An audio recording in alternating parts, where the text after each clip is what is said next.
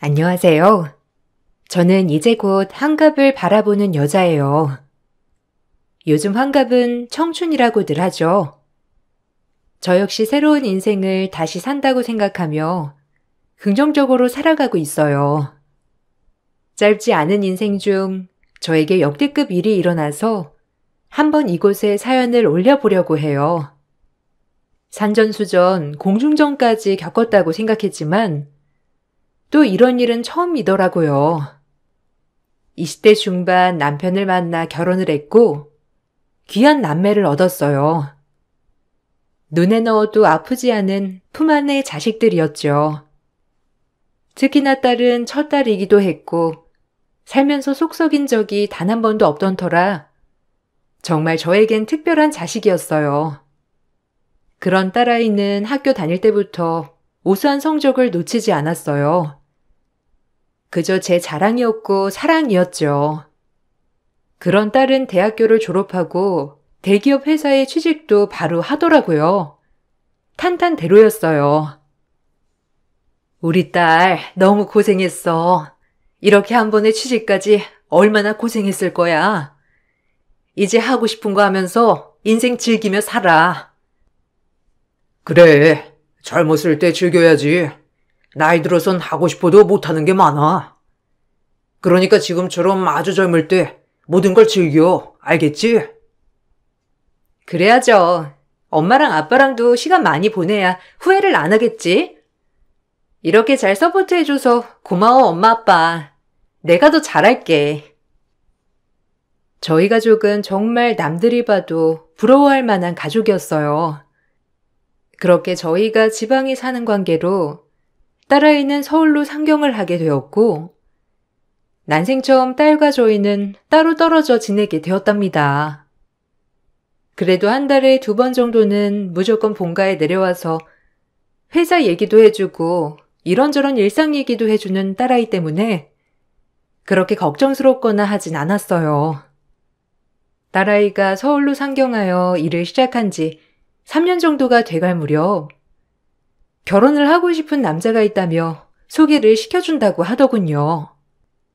딸아이의 첫 남자친구를 보는 일이 매우 설레기도 하고 결혼을 생각하고 있다고 하니 우리 예쁜 딸을 과연 누가 그렇게 마음을 훔쳤을까 하며 기대감도 들었어요. 그리고 딸아이는 저를 역시 실망시키지 않은 남자친구를 데리고 왔더라고요. 엄마, 여기 내 남자친구야. 직업은 변호사고 나이는 나보다 4살 많아요.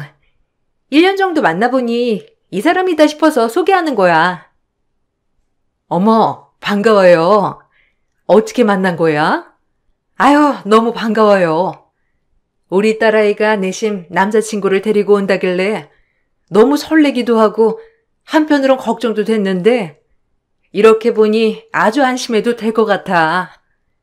엄마 마음에 쏙 드는데? 우리 딸이 안목이 있다니까.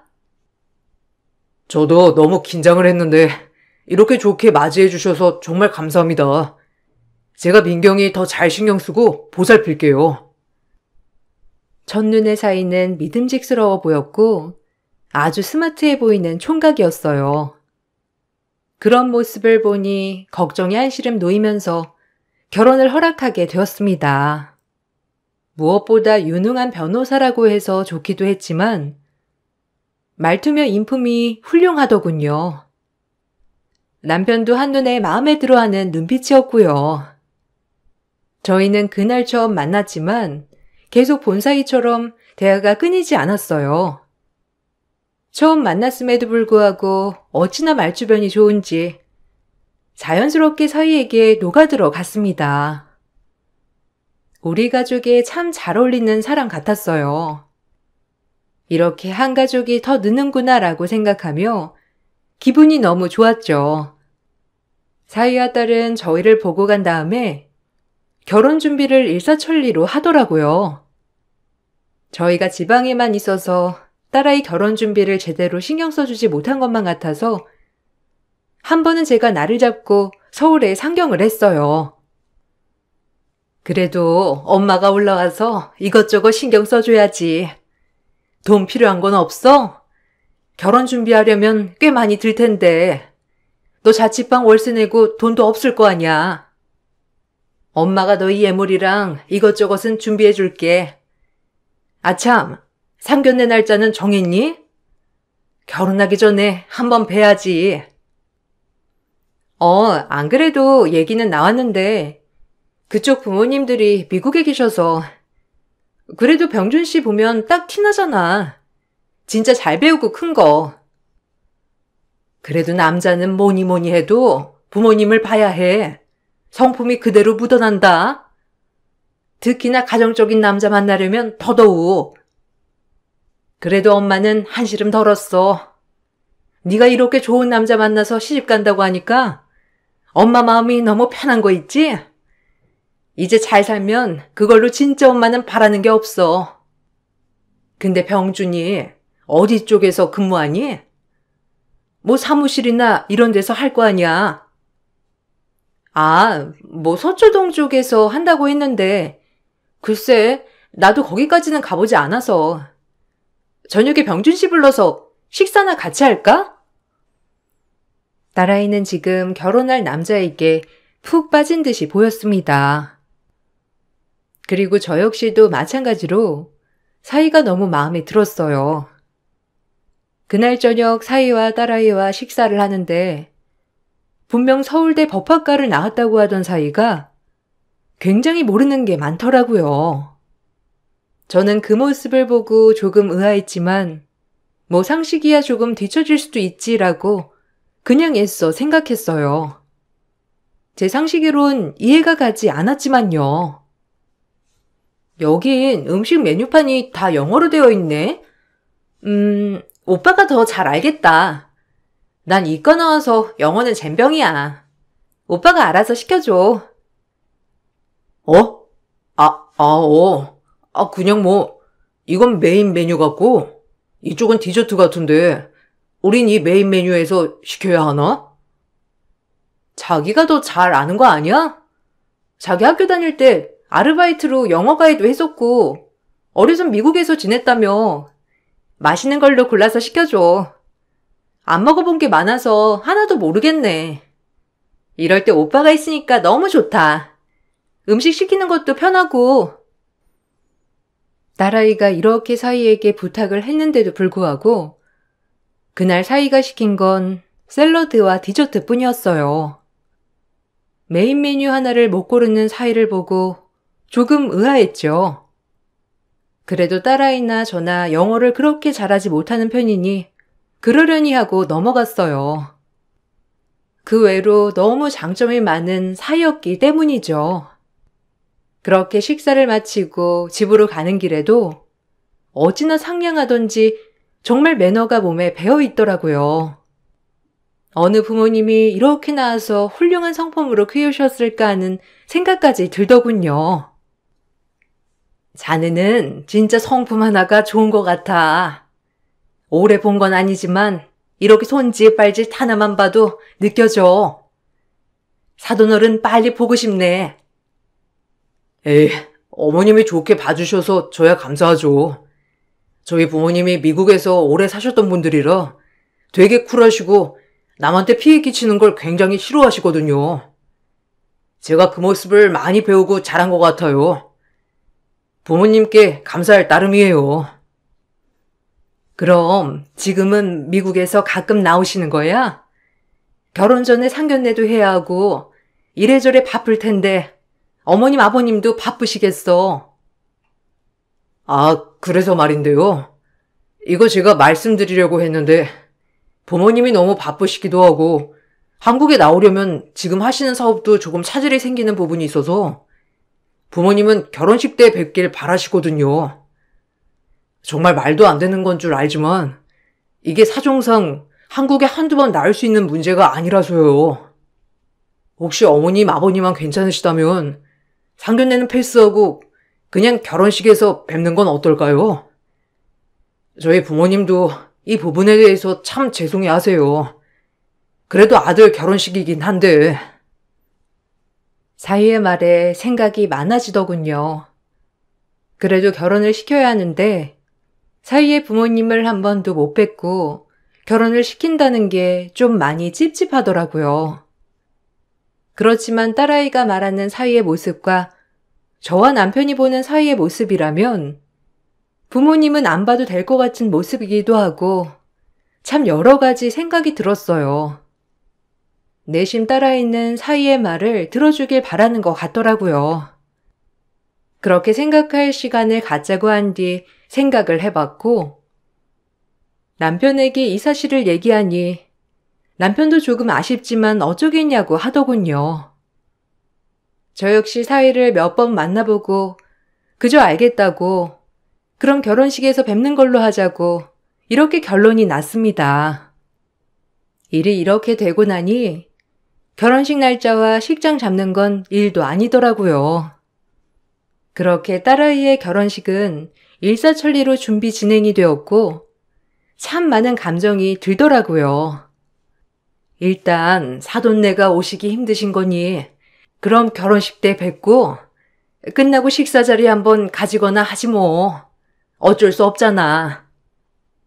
네, 장인어른 장모님이 이렇게 이해해 주셔서 감사해요. 저희 부모님도 굉장히 죄송스러울 거예요. 역시 이해해 주실 줄 알았습니다.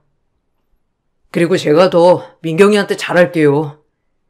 장인어른이랑 장모님이 보셨을 때 절대 결혼시킨 거 후회 안 되게 말이에요. 그래, 그렇게 말해주니 너무 고마워. 우리도 병준이한테 엄마 아빠처럼 잘해줄게. 사이 장모가 아닌 부모 자식처럼 지내자고. 우리 집엔 무뚝뚝한 남자들만 있어서 이 사람이 얼마나 자네를 좋아하는지 몰라. 말도 잘하고 자상하다고. 에이, 어머님이 너무 좋게 봐주신 덕분이죠. 제가 실망시켜드리지 않고 정말 잘할게요, 어머님, 아버님. 믿어주세요. 그렇게 이때까지 아무런 문제가 없이 흘러갔습니다. 제가 딸아이 결혼 문제로 서울에 왔다 갔다 자주 상경을 하면서 예전에 만났던 친구들과도 자주 만나 밥을 먹게 되었어요. 그러던 중 친구들과 같이 중식당에서 밥을 먹고 있는데 사이가 다른 테이블에서 사무실 고객인 사람과 같이 얘기를 하며 밥을 먹고 있더라고요. 반가운 마음에 인사를 하려고 하는데 제 친구가 사위 얼굴을 보자 의미심장한 소리를 하더군요. 전 그 말을 듣고 애써 웃으며 절대 아니라고 펄쩍펄쩍 뛰었고요. 어머, 저 사람 우리 딸 차 뽑아준 사람인데 아주 영업 잘하더라고. 지금도 뭐 고객이랑 밥 먹나 보네. 근데 너 아는 사람이니? 아까 인사하려고 하던 거 아니었어? 서울에 와가지고 그래도 아는 사람도 있고 서울 사람 다 됐네. 아, 너희도 차 바꾸려면 저 사람한테 바꿔라. 얼마나 꼼꼼하고 친절한지 내 딸이 엄청 까탈스럽잖아. 한 번에 계약했다는 거 아니야. 어? 저 남자 너 아는 사람이야? 자동차 영업사원이라고? 아닌데? 그럴 리가 없는데? 저 사람이 확실해? 너 장담할 수 있어? 아니 그럼 내가 뭐 헛것 보니? 너는 나 기억력 좋은 거 알면서 그런다? 내가 사람 한번 보면 잊지 못하잖아. 왜? 뭐 너 진짜 아는 사람인 거야? 얘가 왜 이렇게 얼굴이 새파랗게 질렸어? 저 사람이 뭐 너한테 실수한 거라도 있는 거니? 친구의 말이 당황스럽더라고요. 그리고 전 그 친구의 말을 듣자마자 그 테이블로 걸어가 사위의 이름을 불렀어요. 그러자 절 쳐다보더니 매우 놀란 눈빛으로 놀라더군요. 저조차도 놀랬고 제 친구는 그 사이 얼굴을 보고 확신하면서 오히려 사위에게 말을 걸었어요. 너무 놀라우면서 변호사라고만 알고 있던 사위가 자동차 세일즈맨이었다는 사실에 말문이 막혔어요. 아니, 거봐, 맞죠? 아, 왜 저번에 그 내 딸 차 뽑아줬잖아. 그때 얼마나 잘해줬는지 내가 얼굴을 기억한다니까. 나 알죠? 아니, 병준아, 사실이니 이게? 내 친구가 하는 말이 다 사실이야? 어떻게 된 거야? 어디 변명이라도 좀 해봐. 지금 내가 들은 게 사실인지 아니면 네가 여기서 할 변명이 있는지 지금 내가 듣고 있는 게 무슨 말인지 얘기해 보라고. 장모님, 그게 아니고요. 네, 사부님, 잘 알죠. 제가 지금 잠깐 좀 바빠서 나중에 얘기해드리면 안 될까요? 장모님? 아니, 그럼 너 민경이 결혼시킨다고 하는 사람이 이 사람이란 말이야? 어머, 아니 이게 뭔 일이야? 사위는 이 말만을 남기고 벌떡 자리를 박차고 도망을 가더라고요. 제 친구는 저를 보고 제 사이 될 사람이었냐며 놀라움을 금치 못했습니다. 그리고 저에게 아니 네 사이 변호사 될 사람 아니었냐며 더욱더 캐묻기 시작했고 전 할 말도 없고 지금 이 상황이 어떤 상황인지 오히려 더 혼란만 가중 낼 뿐이었죠. 도대체 이게 무슨 감정인지 정말 느낌이 이상하더라고요. 한 번도 인생을 잘못 살았다고 생각해 본 적이 없는데 왜 이렇게 나한테 이런 일이 생겼나 싶은지 오만 가지 감정이 다 들었어요. 아니, 사위? 아니, 네 사이 될 사람 변호사라 그러지 않았어? 아니, 근데 저 사람 자동차 영업사원인데 어떻게 된 거야? 나중에 얘기하자. 지금 나도 너무 놀라서 뭐부터 말해야 할지. 일단 나 좀 먼저 가볼게. 애들아 미안해. 다음에 또 만나. 그래. 아니 이게 뭔 일이야 진짜? 저 사람이 사이라고? 기가 막혀. 그럼 너네 가족이 다 속은 거란 거야? 아니 어쩜 이런 일이 있어? 전 자리를 박차고 일어나서 당장 만나자고 딸에게 전화를 했고 사위에게도 전화를 했어요. 딸은 아무것도 모른다는 얼굴로 들어왔고 사위는 저에게 무슨 죽을 죄를 진 사람처럼 들어오더군요. 전 이 사실을 확실히 짚고 넘어가기 위해 사위에게 다그쳐 말하니 사위는 이실 짓고 모든 걸 밝히더라고요. 그 말을 듣고 있으니 기가 막힐 뿐더러 딸아이는 매우 놀란 얼굴이었어요. 그렇지만 딸아이는 오히려 사위를 감싸려고 했고 그 모습을 보고 있자니 피가 거꾸로 솟는 것만 같았습니다. 오늘 일 어떻게 된 거야? 아니, 영업사원이라니? 거짓말은 도대체 왜 한 거고? 그렇게 거짓말로 속일 수 있을 거라 생각했어? 죄송합니다, 장모님. 처음 민경이 만난 순간부터 거짓말할 생각은 아니었는데 우연한 계기로 민경이가 절 변호사로 오해하는 바람에 그냥 지금까지 이렇게 된 거예요. 대신 이거 하나 빼고는 한치의 거짓말도 없고요. 정말 죄송해요. 오빠, 변호사가 아니라니?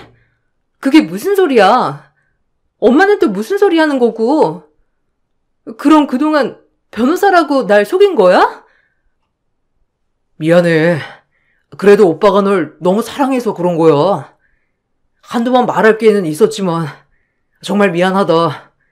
나 용서해 주겠니? 일단 엄마 내려가요. 얘기를 해도 내가 오빠랑 둘이 얘기할게. 지금 나도 무슨 상황인지 잘 모르겠으니까, 사위는 눈물까지 흘리며 사죄를 했고 전 너무 기가 막혔어요. 변호사가 아니라서 화가 났다기보다 이런 거짓말을 아무렇지 않게 한다는 게 너무 무섭더라고요.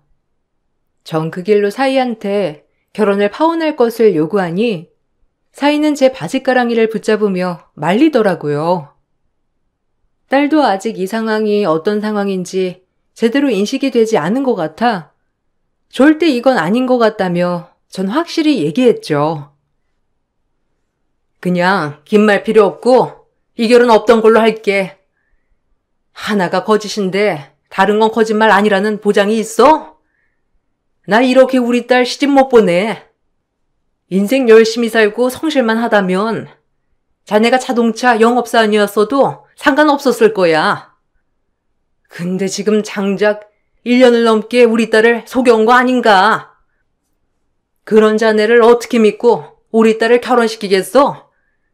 인생이 달린 문제인데 이쯤하고 헤어져. 그래, 생각해보니 그날도 이상했지. 미국에서 살다 오고 무슨 영어 가이드 했다는 사람이 레스토랑에서 시키는 건 죄다 디저트. 엄마, 무슨 소리야. 일단 결혼 문제는 나랑 병준 씨랑 알아서 생각할게. 엄마도 너무 감정적인 것 같으니까 좀 진정해. 어머님, 제발요. 정말 죄송해요. 매번 말하려고 했습니다. 정말이에요. 믿어주세요. 이렇게 마냥 속일 생각은 아니었어요. 제가 어떻게 마냥 속이겠어요? 오늘은 말해야지, 내일은 말해야지 하면서 여기까지 온 거고요. 그래도 저 민경이보다 돈도 훨씬 많이 벌고 민경이 고생 안 시킬 자신 있습니다. 그러니까 한 번만 눈 감고 봐주시면 안 될까요? 직업적인 것 빼곤 괜찮잖아요. 사위도 울고 딸아이도 울더라고요. 참 전 일단 모질게 그 모습을 뿌리치고 다시 집으로 내려갔고 딸아이에게 이 결혼 안 된다고 못을 박았습니다. 하지만 사위가 딸아이를 어떻게 설득했길래 딸아이는 끝까지 사위와의 결혼을 놓지 못했어요.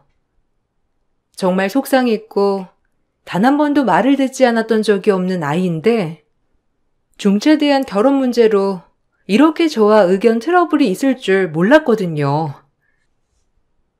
그렇게 모든 게 거짓인 사람인데 엄마가 널 보내라는 거니? 너 인생 얼마나 긴 줄 알아? 절대 안 돼. 엄마 너 못 보내. 엄마, 내가 괜찮다잖아. 그리고 계속 말하려고 했대. 그 숨기는 심정이야 오죽했겠어? 그리고 내가 그 회사 사람들도 다 만나봤는데 진짜 성실하고 좋은 사람이야. 애초에 변호사가 아니었어도 엄마랑 아빠는 엄청 마음에 들어있을 거라고.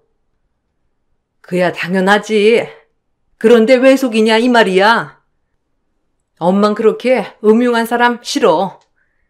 여하튼 결혼 얘기는 없던 걸로 해. 그만하자. 병준이 부모님 미국에 있다는 것도 뻥 아니니? 그걸 어떻게 믿어? 영어도 못하는 것 같던데 이제 하나도 못 믿겠다 정말. 딸아이와 실랑이를 벌였고 처음에 제 편을 들어주던 남편도 점점 딸아이 편을 들더라고요. 참 자식 이기는 부모 없다는 말이 맞는지 그렇게 강경할 것 같던 제 마음도 딸아이의 계속되는 고집과 사위가 계속 용서를 구하는 통에 정말 억지로 결혼을 허락했습니다. 썩 내키진 않았지만 정말 못 이기겠더라고요. 중간에 딸이 죽는다고 하는 신용까지 하는 바람에 어쩔 수 없었어요. 제발 다른 거짓말은 없길 바란다는 마음으로 바라가 또 바랬어요. 그리고 결국 전 두 손 두 발을 들고 말았죠. 그래, 결혼해. 후회도 네 몫이고 행복한 것도 네 몫이야. 완전히 엄마 마음은 풀리지 않았지만 뭐 어쩌겠니? 나 빼고 다 이 결혼을 지지하는데 잘 살아 후회하지 말고 병준이 성격이 내가 본 게 맞는다면 아마 널 행복하긴 해주겠지. 안 그래? 엄마, 너무 고마워. 내가 잘 사는 모습 보여줄게. 그러니까 걱정 붙들어 매. 우리 병준 씨도 진짜 이번에 느낀 게 많았을 거야. 그렇게 결혼을 허락했고 결혼식 날이 되었어요. 결혼식 직전까지 반대하는 마음이 목 끝까지 올라왔지만 딸 하나 살리는 셈 치고 서로 그리 좋다는데 어찌할까 하는 마음으로 결혼식에 참석했습니다. 결혼식에 도착하자마자 저는 사위의 부모님부터 찾았어요.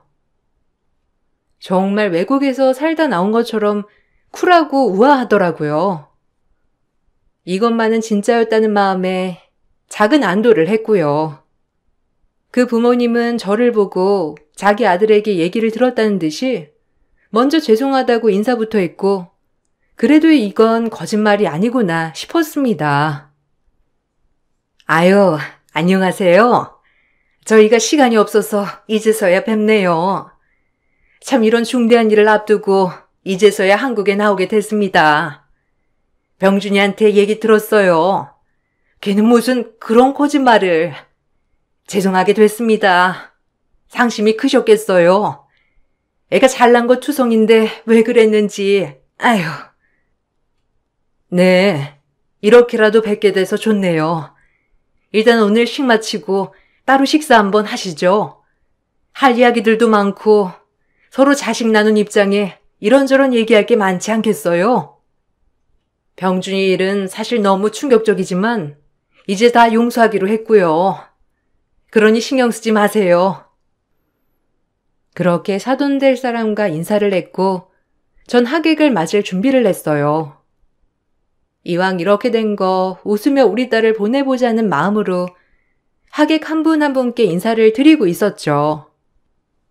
그렇게 남편과 앞에서 인사를 하고 있을 무렵 웬 행색이 초라하고 몸에 중풍이 온 환자 2명이 식장 로비로 걸어 들어오더라고요.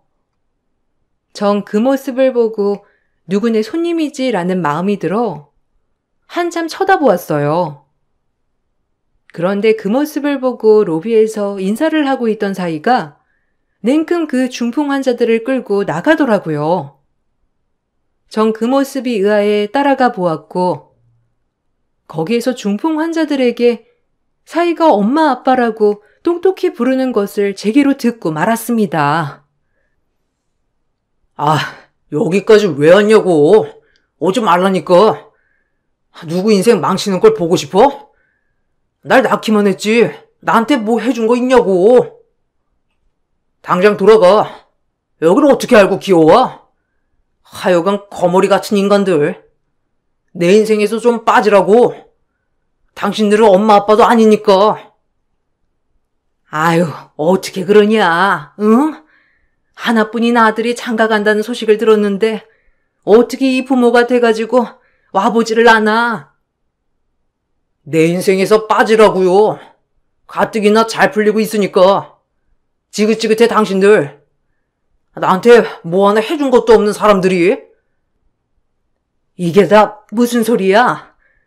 엄마 아빠라니? 자네 친모랑 친부가 따로 있었어? 이분들이 자네 부모들인가? 아, 기가 막혀. 아, 장모님, 그게 아니라 잘못 들으신 거예요. 잡상인인데 자꾸 식장에 들어와서 제가 좀 따끔하게 얘기 중이었거든요. 이 미친놈을 봤나? 내 귀로 분명 엄마 아빠라고 들었는데 인성 보소. 잡상인? 이 호랑말코 같은 놈아, 정신 차려. 제가 등장하자 사위는 또 한 번 놀라서 뒷걸음질 쳤고 사위놈의 친모라는 분은 발음도 잘 되지 않는 상황에서 아들을 설득하고 있더라고요. 정말 보기가 안쓰러울 지경이었어요. 알고 보니 이 사위놈은 부모까지 속인 나쁜 놈이었던 거였어요.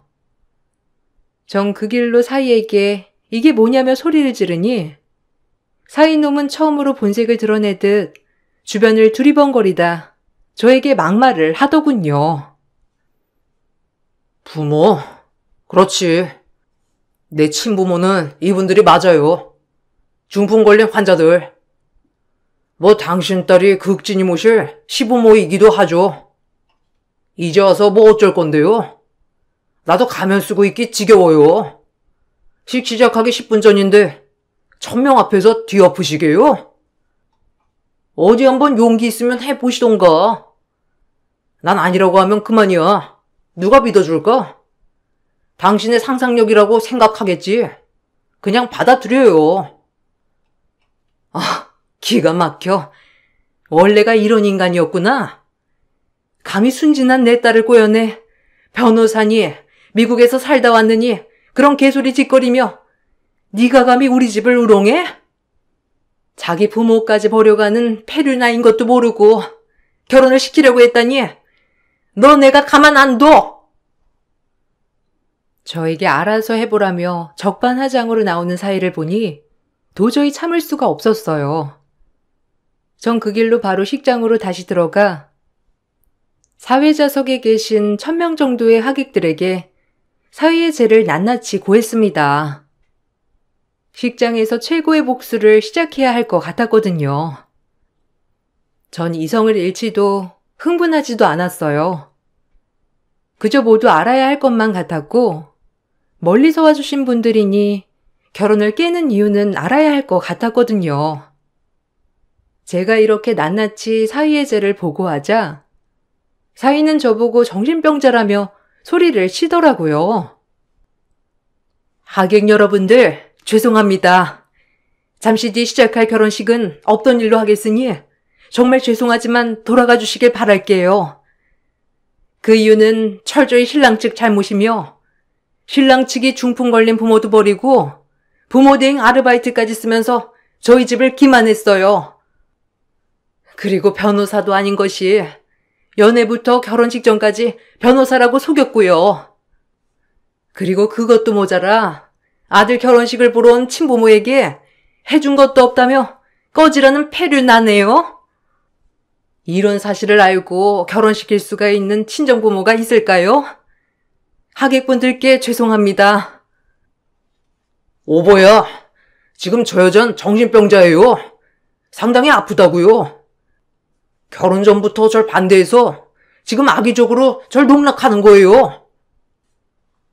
사위가 저보고 정신병자라고 몰자 그날 식당에서 마주친 제 친구들이 웅성웅성하면서 저에게 힘을 보태주더라고요. 아무래도 친구들이 그날 일을 생생히 같이 겪었으니 다 아는 이야기였고 제 친구들은 하나둘 일어나서 얘기를 하더군요. 웃기지 마. 내가 그날도 봤지. 자동차 영업사원 주제에 변호사라고 속이고 결혼 허락받으러 간 거잖아. 내 친구가 얼마나 소가리를 많이 하다가 허락한 결혼인데. 근데 출신까지 가짜였어? 참나. 여러분, 내 친구 말이 맞으니 오해하지 마세요. 이놈 아주 나쁜 놈이니까. 기막혀 정말. 하다하다 어떻게 이런 인간이 다 있어? 작정하고 속이면 못 당하죠. 안 그런가요, 네? 친구들의 도움으로 하객들은 신랑을 무지막지하게 째려보았고 한마디씩 신랑에게 욕을 하며 나가더라고요. 그리고 제일 마음 다쳤을 딸도 사위가 저에게 정신병자라는 둥 이런 소리를 해대니 화가 났는지 웨딩드레스를 입은 채 신랑의 뺨을 날렸어요. 그리고 제 남편도 마찬가지로 사위놈의 뺨을 때리고 저희는 그날 식장을 빠져나왔습니다. 사위는 식장을 나가는 순간까지 계속해서 하객들에게 손가락질을 당해야 했고 저희는 그 길로 변호사 사무실에 찾아가 사기죄로 고소를 했어요. 더 충격적이었던 건 고소를 하고 보니 사기전과 삼범인 인간이었더라고요. 우리 딸뿐만 아니라 다른 사람들도 저 사악한 사람에게 놀아났다고 생각을 하니 이가 갈리더군요. 오히려 변호사님은 잘 되었다고 했어요. 사기죄가 처음이라면 거의 집행유예 가능성이 있다고 했거든요. 하지만 이 사악한 놈은 애초에 전과가 있기 때문에 아마 쉽게 빠져나가지 못할 거라고 변호사님이 말했습니다. 처음부터 모든 것이 거짓이었고 이로 인해 저희 딸이 정신적 피해를 받았기 때문에 다행히 모든 것이 다 거짓말이었던 사이는 사기죄에 해당되었죠. 맘 같아선 혼인빙자로도 넣고 싶었지만 혼인이 성립된 사안도 아니고 따로 재산상 이득을 취한 게 없어 그것으론 불가능하다고 하더군요. 그래서 저희는 사기죄와 더불어 정신적 피해 보상이라는 명목으로 그를 고소했습니다. 엄마, 미안해. 그때 멈췄어야 했는데 왜 그때는 앞만 보였는지 정말 미안. 그때 멈췄으면 차라리 이 꼴은 안 당했을 거 아냐. 그러니까 엄마가 뭐랬어? 넌 꼭 겪어봐야 똥인지 된장인지 아니? 됐어. 경험했다고 생각하고 넌 그냥 순진하게 좋아해주고 사랑해준 거밖에 없잖아. 그러니까 자책감 갖지 마. 엄마는 지금이라도 이렇게 모든 게 원상태로 돌아온 것만으로도 너무 다행이니까 앞으로 정신 똑바로 차리면 돼. 나쁜 놈의 새끼 아주. 그래, 나도 미안해 여보. 그때 나도 같이 말렸어야 했는데. 아 진짜 우리가 뭐에 단단히 씌어도 씌었었지. 미안해. 에휴, 어쩌겠어, 지난 일을. 이런 일 저런 일 있는 거지. 난 그래도 그놈이랑 결혼하지 않은 게 그냥 천만 다행인 것 같아. 우리 가족한테도 이런 일이 일어날 수 있다는 걸 배웠잖아. 앞으로 우리 더욱더 신중해지자. 알겠지?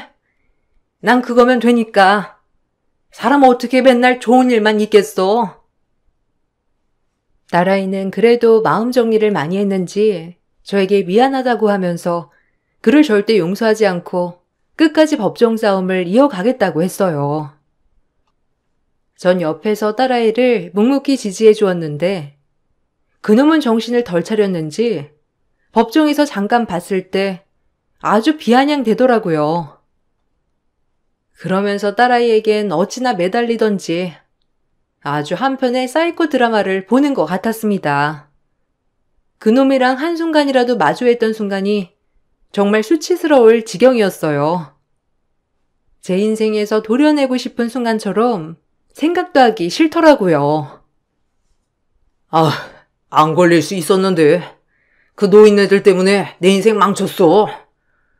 돈 많은 집 사이로 들어갈 수 있었는데 말이야. 뻔뻔한 놈. 언젠간 걸렸겠지, 이 사악한 놈아. 절대 용서 안 해. 합의? 절대 안 해줘. 그냥 콩밥 먹어봐, 이 새끼야. 알겠어? 배류나 놈. 너를 낳고 그 부모들이 얼마나 억장이 무너지겠니? 해준 건 없어도 부모는 부모인데 나쁜 놈 같으니라고. 그리고 정가 3범이더라. 과연 이번에도 네가 빠져나갈 수 있을까? 넌 그냥 사회랑 격리를 해야 해. 알아? 갱생 불가야. 해준 게 없으면 부모도 아니지. 당신이 뭘 알아? 당신만 아니었어도 다 조용히 넘어갈 수 있었어. 알아? 입 다물어. 소름 끼쳐. 두 얼굴, 세 얼굴. 너 같은 정신 이상자랑 결혼 직전까지 가서 파투난 게 내 인생 최고의 천복이야. 알겠니? 엄마, 더 이상 상대하지 마. 입 아파. 저런 정신병자랑 뭘 상대하겠다는 거야. 정상인들이 피해야지. 콩밥 잘 먹어봐라. 잘 어울리니까. 그래도 내가 너한테 잘해줬잖아. 어떻게 그럴 수가 있어? 내가 널 얼마나 좋아했는데. 제발 고소 치하해줘. 웃기지 마. 치하?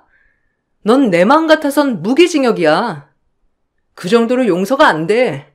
다신 내 눈에 띄지 마.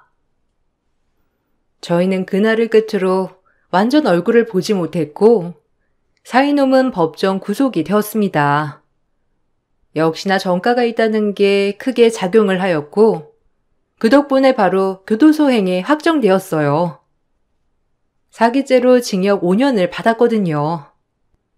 참 이런 일이 있을까 했더니 있더라고요. 그리고 정신적 피해 보상이라는 위자료도 챙길 수 있었어요. 참 그날 일이 있고 나서 돌이켜보니 이 시련이 다 피가 되고 살이 되었던 것 같아요. 우리 가족이 더욱더 돈독해지는 계기가 되었거든요. 그리고 가장 걱정했던 딸아이는 일을 그만두고 서울에서 혼자 살기 싫다고 저희가 사는 곳으로 내려와 작은 공방을 하나 차렸습니다. 저 역시 그런 딸아이를 곁에 두고 있는 게 더 마음이 편하기도 하고요.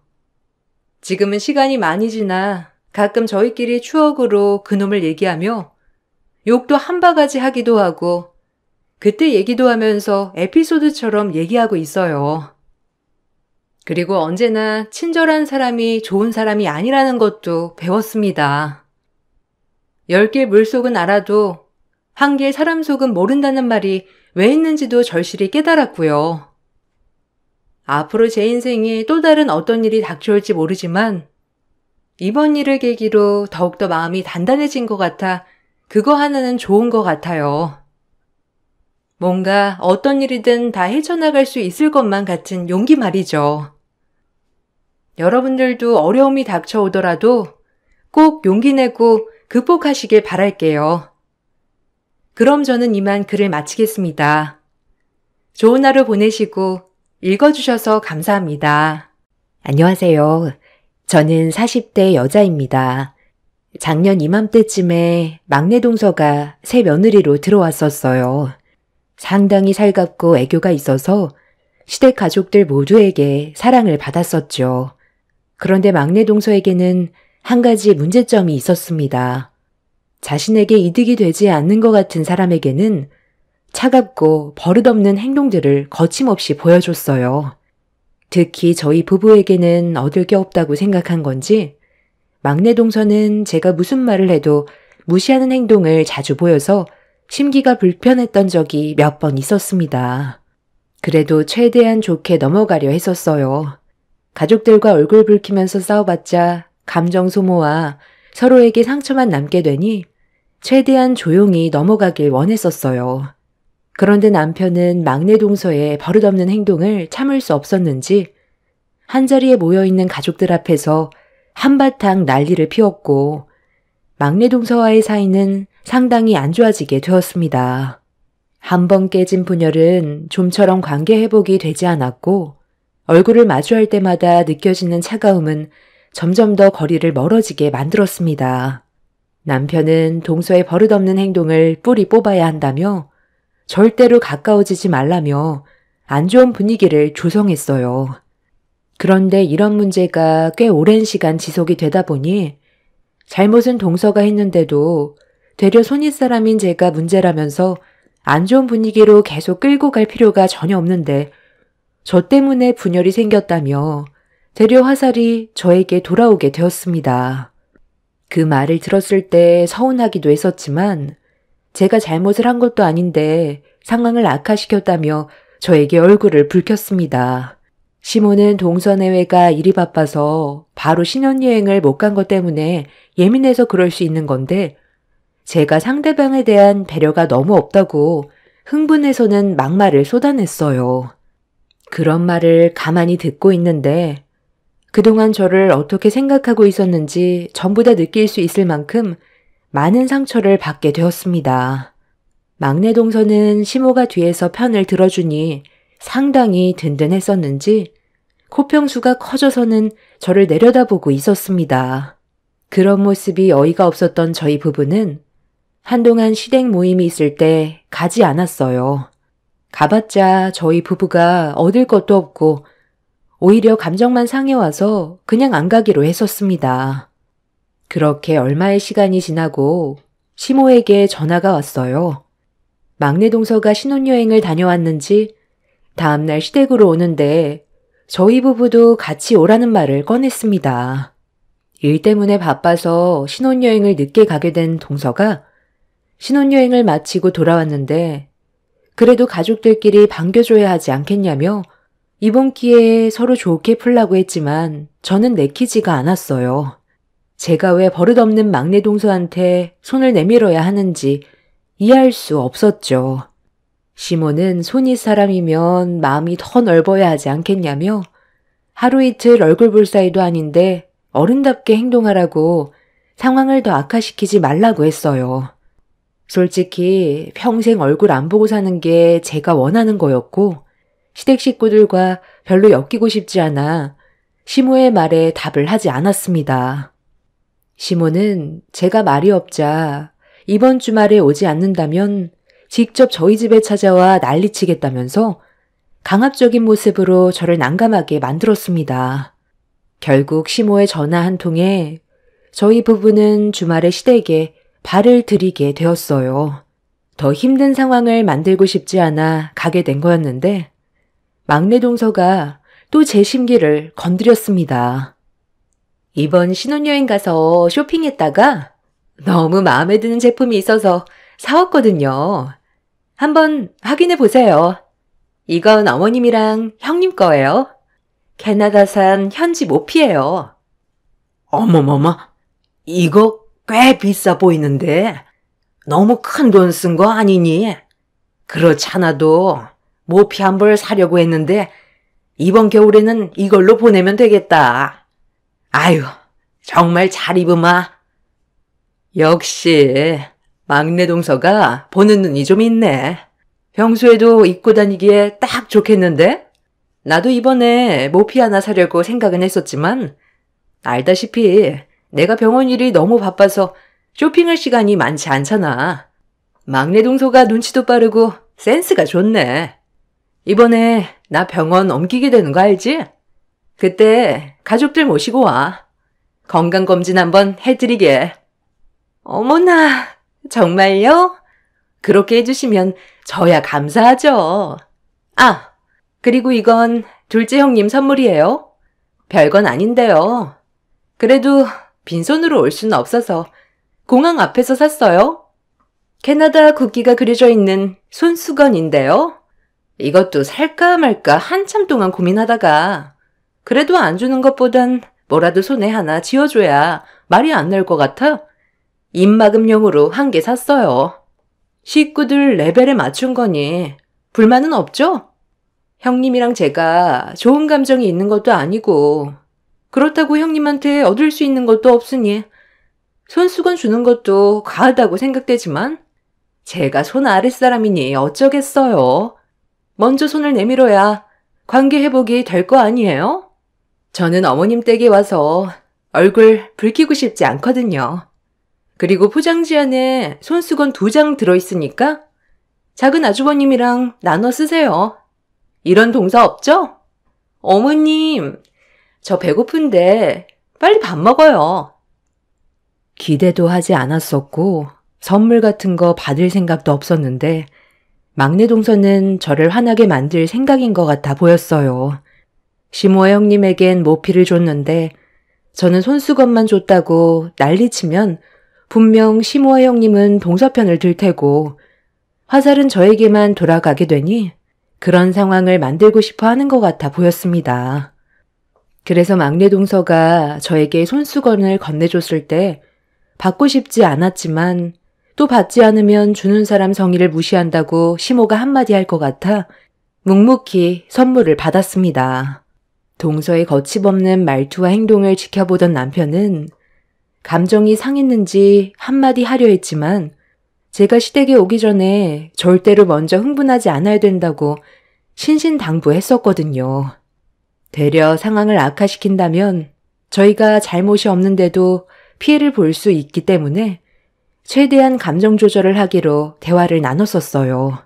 그렇게 저는 제 할 일만 딱 하면서 최대한 막내 동서와 부딪히지 않으려 했는데 주방에서 설거지를 하고 있던 저에게 형님이 다가왔어요.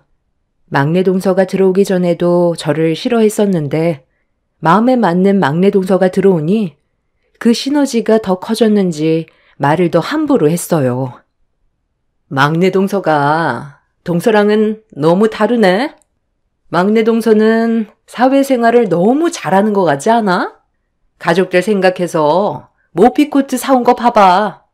저게 한두 푼도 아니고 딱 봐도 상당히 비싸 보이는데 그걸 2벌이나 사가지고 왔잖아. 반대로 동서가 이 집에 들어왔을 때는 신혼여행 다녀오고 나서 뭘 사가지고 왔더라? 너무 하찮은 거라 생각도 안 난다. 먹을 거였나? 여기에서부터가 가족을 생각하는 차이가 다른데 이쁨을 받을 수 있겠어? 되려 비교가 돼서 차별만 더 심해지지? 동서는 제발 생각 좀 하고 행동해. 이런 식으로 분위기 안 좋게 조성해봤자 동서만 손해야. 막내 동서는 눈치도 빠르고 사람 기분을 너무 잘 파악해서 들었다 놨다 할 정도에 집안 형편도 좋잖아? 그런데 동서는 집안 형편도 별로 좋지 않고 지금 하는 일도 돈벌이가 시원찮아서 먹고 살기도 힘들다며? 나는 둘째 서방님이 왜 동서를 선택해서 안 좋은 길을 걸어가는지 정말 이해가 안 돼. 볼 것도 없는 동서가 우리 집안에 들어와서 분위기만 흐리고 있잖아. 제발 얼굴 좀 피면 안 될까? 너무 불편해서 참고 있다가 한 소리 하는 거야. 동서 때문에 또 일을 크게 만들고 싶지 않거든? 앞으로는 제발 더 조심해줬으면 좋겠어. 형님, 우리 부부 열심히 살고 있고 지금 먹고 사는 걸로도 충분히 행복하게 지내고 있어요. 그리고 형님이랑 저는 이미 예전부터 별로 안 좋았잖아요. 노력한다 해도 달라지는 것도 없는데 제가 뭘 더 해야 된다는 거죠? 결혼 생활 5년 동안 불평불만 없이 지금까지 최선을 다해왔지만 항상 돌아오는 건 저에 대한 불만밖에 없었잖아요. 그래서 더는 하고 싶지가 않아요. 의미 없는데 힘 빼고 싶지도 않고 제가 이 집안의 며느리로서 해야 될 일만 하려고요. 어머머머, 세상에.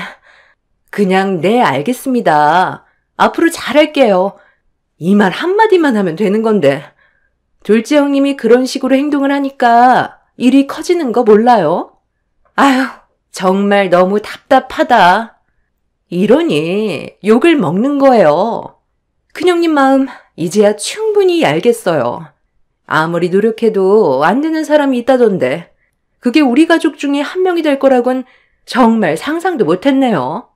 어머님이 왜 제 얼굴을 볼 때마다 둘째 형님 때문에 속 터진다고 하는지 이제 알겠어요. 형님, 그냥 둘째 형님 무시하세요. 그래봤자 목만 아파요. 동서, 지금 그게 무슨 말버릇이야? 내가 지금까지 어떻게 살아왔는지 동서가 알아? 사람 비위 좀 맞춰줬다고 동서가 지금 상당히 잘난 줄 알고 있는데 그게 언제까지 갈 것 같아? 웬만하면 좋게 넘어가려 했는데 그 말투부터 고치는 게 좋을 거야. 동서가 얼마나 잘났는지는 모르겠지만 나중에 그 입 때문에 본인이 피해를 볼 수도 있다는 거 명심해. 나는 내 소신대로 알아서 할 테니까 신경 끄고 동서 일이나 하지 그래. 그리고 형님도 저 신경 쓰지 마세요. 아주 꼴값들을 떠네. 주방이 왜 이리 시끄럽나 했더니 또 시작이야. 너는 어떻게 된 게 하루라도 조용할 날이 없어? 가족의 평화가 뭔지 몰라? 내가 이런 일 생기지 않게 조심하라고 분명히 전화통화로 얘기했었는데 지금 시애미 말을 무시하는 거야? 이래서 내가 너를 며느리로 받아주고 싶지 않았던 거다. 꼭 가진 게 없는 집안들이 자존심 하나는 세가지고 듣기 싫은 말 좀 들으면 꼭 흥분해선 상황을 악화시키더라. 그냥 앞으로는 우리 집안과 담잡고 살자. 제가 뭘 그렇게 잘못을 했다고 욕을 먹어야 하는지 모르겠더라고요. 시댁 며느리로 5년 동안 지내오면서 정말 많은 노력을 해왔는데 돌아오는 건 차가운 시선과 저에 대한 불만밖에 없었어요. 그래서 저도 예전과 다르게 마음의 문이 닫혀 제 할 일만 해왔었는데 이런 모습들이 시댁 식구들에게는 불만으로 쌓이게 된 것 같았습니다. 저를 차별하지 않고 똑같이 한 식구로 받아줘서 좋은 관계를 유지하기 위해 서로가 노력을 했었다면 이 정도까지 감정이 안 좋아지지는 않았을 거예요. 하지만 막내 동서가 들어오고 난 이후부터 저에 대한 불만과 차별은 제가 감당하기 힘들 정도로 너무 심했습니다. 그날도 역시나 예외 없었고 흥분한 시모가 저에게 막말을 쏟아내면서 또다시 시작된 가족들의 불만은 결국 그만하고 싶다는 마음까지 들게 만들었어요. 더 이상의 관계는 무의미한 것 같아 저희 부부는 2번 다시 시댁에 오지 않기로 결정했어요. 더 이상의 더러운 꼴 보고 싶지 않았고 이렇게 살 바엔 영 끊고 사는 게 속 편할 것 같아 그날 이후 바로 행동으로 옮겨버렸어요. 전화번호 싹 다 바꿔버리고 이사까지 하게 되어버렸죠. 연락이 닿지 않게 거의 모든 걸 바꿔버렸습니다. 남편도 저를 무시하는 시댁 식구들의 행동들을 더 이상 참을 수 없다고 강하게 의사표현을 했었는데 시모는 부모와 연 끊는 건 아니라면서 차라리 저와 이혼을 하라고 강요를 했습니다. 하지만 남편은 제 편이었고 그렇게 저희 부부는 서로만 의지하면서 살아가기로 결정을 내리게 되었네요. 그렇게 연락을 끊고 지내는 동안 너무 행복했었고 지긋지긋했던 얼굴 안 봐도 돼서 더는 스트레스 받을 일도 없었어요. 그 전에는 시댁 식구들 때문에 정신적으로 많이 힘들었는지 장염도 자주 걸리고 몸에서도 이상 반응이 자주 왔었는데 시댁과 연락을 끊고 지내는 동안은 스트레스를 안 받아서 그런지 몸이 예전과는 다르게 많이 좋아진 걸 느낄 수가 있었습니다. 평생 이렇게 살고 싶었어요. 아무런 방해 없이 저와 제 가족을 위해서만 살아가고 싶었고 그렇게 남편과 함께 잘 지내고 있었는데 어느 날 제 아이가 감기에 걸렸는지 머리에 열이 나길래 남편과 함께 시간을 내서 병원을 함께 간 적이 있었어요. 그런데 동네 병원에서 처방받은 약을 먹였는데도 열이 쉽게 떨어지지가 않자 좀 더 큰 병원을 가보라는 말에 상급 병원을 가게 되었는데 그곳에서 예상치 못한 상황과 맞닥뜨리게 되었습니다. 큰형님과 막내 동서가 채용센터에서 대화를 나누고 있는 모습을 발견하게 되었는데 제가 간 상급 병원이 큰형님이 새로 옮기게 된 병원인 것 같았어요. 저는 두 사람의 심각한 얼굴 표정을 보고 뭔가 이상함을 느끼고 몰래 숨어서 어떤 상황인지 살펴보고 있었는데 큰형님이 막내 동서를 데리고 급하게 자리를 이동하더라고요. 그 모습을 지켜보던 저도 두 사람 몰래 뒤를 따라가게 되었는데 옥상으로 올라간 형님과 동서는 대화를 다시 이어가기 시작했고 저는 최대한 두 사람의 뒤에 가까이 다가가 몰래 엿들었어요. 옥상은 휴게실로 되어 있었기 때문에 여러 사람들이 왔다 갔다 해서 형님과 동서는 제가 가까이 다가온 줄도 모른 채 심각한 대화를 나누고 있었는데 입을 다물지 못할 정도로 경악할 만한 대화 내용을 듣게 되었습니다. 그래도 난 의사이고 환자에게 알릴 의무가 있는데 이걸 모른 척하기에는 너무 심각한 문제라 나는 알려야 된다고 생각해. 이건 내 양심 문제이기도 하잖아. 아유, 잘 알죠. 제가 형님 마음 모르는 거 아니에요.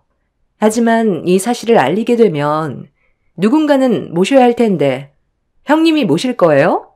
그건 또 싫잖아요. 저도 마찬가지고요.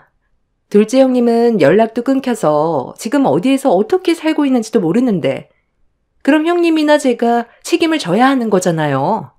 저는 그런 삶을 원한 게 아니에요. 저 이제 막 결혼했어요. 저는 신혼생활을 어머님 수발 들면서 살고 싶지 않아요. 형님도 병원을 옮긴 지 얼마 되지도 않아서 신경 쓸 일이 상당히 많다면서요. 잘 생각해 보세요. 생활에 지장을 받게 되면 오히려 가족들 간에 안 좋은 영향만 받게 될 텐데 나중에 어머님 건강 문제로 집안 싸움이 날 수도 있는 거예요. 형님이 의사인 거 충분히 이해하고 양심에 걸린다는 거 알아요. 하지만 항암 치료 받는다고 해도 이미 어렵다면서요. 그럼 아버님 요양병원에 모신 것처럼 어머님도 요양병원에 보내버리면 되는 거잖아요. 어머님도 아버님 치매 때문에 힘들어서 더는 버티지 못하겠다고 요양병원 보내버렸잖아요. 저희라고 안 해야 될 이유 없죠? 어차피 췌장암 3기면 곧 말기 되는 거고 더 이상 희망도 없을 텐데 돈은 돈대로 나가고 환자라고 옆에서 시간 날 때마다 신경 써줘야 하는데 저는 그런 피곤한 삶 살고 싶지 않다고요. 형님은 저랑 대화가 잘 통할 줄 알았는데 그게 아니었나 봐요? 어차피 이렇게 된 거 현실을 받아들이라고 하면 되잖아요. 한동안 조용히 지켜보고 있다가 병이 훨씬 커진 다음 손쓰기 힘들어질 때 그때 얘기하고 요양병원 보내면 딱이겠네요. 그렇게 어머님과 작별하게 되면 재산 나눠 가지면 되는 거고 깔끔하게 저희 삶 살면 되는 거잖아요. 의사라고 해서 꼭 옳은 판단만 할 수는 없잖아요. 저희 가족을 위한 일이라고 생각하면 받아들이기 수월할 것 같은데. 형님이 좀 전에 그랬잖아요. 항암 치료 받으면 그만큼 오래 버틸 수 있을 거라면서요. 어차피 떠날 거 미련 줘봤자 뭐 하겠어요? 가족들만 피곤하고 어머님도 힘들어질 거라고요. 그렇게까지 해서 살고 싶겠어요? 동서가 무슨 말 하는 건지 나도 충분히 이해는 하고 있어. 그런데 나중에 이 문제로 일이 커지기라도 할까봐 그러지. 뒤늦게 발견을 했다고 말을 해도 내가 부족하다는 걸 인정하게 되는 거고, 그렇게 되면 의사 자격으로서 많은 타격을 받을 텐데 동서의 말이 옳은 방법인지 모르겠어.